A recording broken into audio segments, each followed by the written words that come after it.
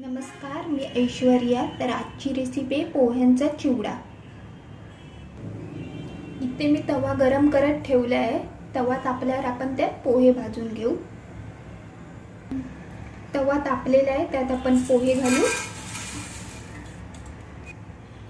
आणि मंद आचेवर भाजून घेऊ.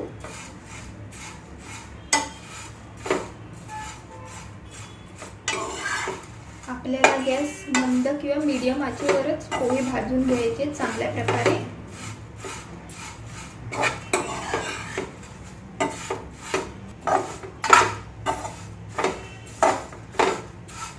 पोहे चांगले खरपूस भाजून घ्यायचे. साधारण आपल्याला 5 मिनिटं तरी लागतील पोहे भाजायला.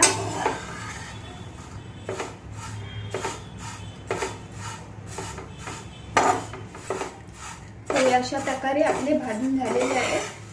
असे भाजायचे आहेत. हे बघा चांगले असे कुरकुरीत. त्या आवाज पण तुम्हाला येत असेल. एकदम असे कुरकुरीत भाजले गेलेले आहेत. आता हे एका आपण भांड्यात काढून घेऊ. आता त्याच पॅन मध्ये आपल्याला तेल गरम करत ठेवायचं आहे. साधारण 1 ते 2 चमचे तेल गरम करायचं आहे. आता यात मोहरी घालणार आहोत. साधारण अर्धा ते 1 चमचा मोहरी घाला. ते मोहरी आपली चांगली तडतडली आहे. आता त्यात कढीपत्त्याची पाने,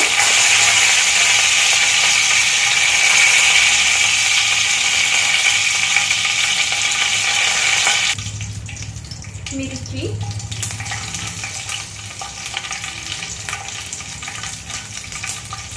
हिंग थोडं परतून घेऊ. मिरची आणि कढीपत्ता आता टाकल्यामुळे तो चांगला खरपूस भाजला जाईल.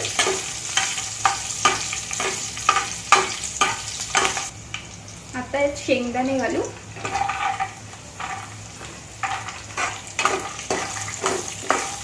तेही परतून घेऊ.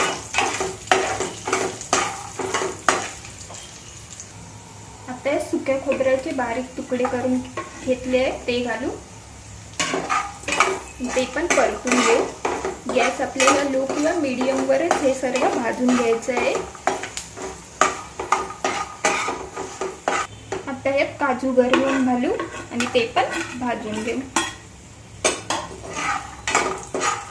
आता हे सर्व आपल्याला भाजून घ्यायचं आहे.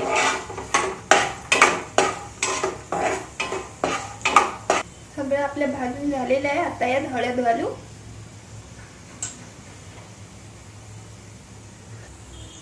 जरा ढवळून घेऊ.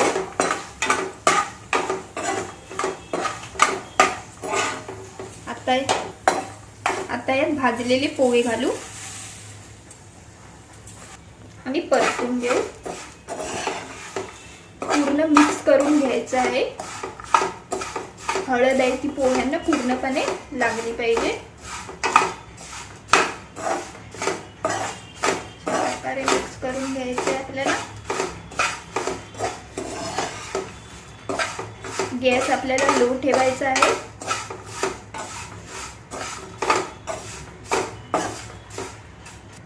आता यात थोडा चाट मसाला घालू. चवीनुसार मीठ आणि पिठी साखर घालू. 1 ते 2 चमचे पिठी साखर घालू शकता. तुमच्या आवश्यकतेनुसार तुम्ही यात पिठी साखर घालायची आहे. थोडं परत परतून घेऊ.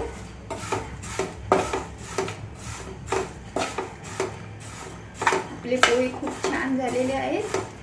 थोडे तिखट, थोडे आंबट, थोडे गोड असे मस्तपैकी झालेले आहेत. आणि एकदम कुरकुरीत देखील झालेले आहेत. तर अशा प्रकारे आपल्या पोह्यांचा चिवडा, कुरकुरीत पोह्यांचा चिवडा बनून तयार आहे. नक्की बनवून बघा तुम्ही पण.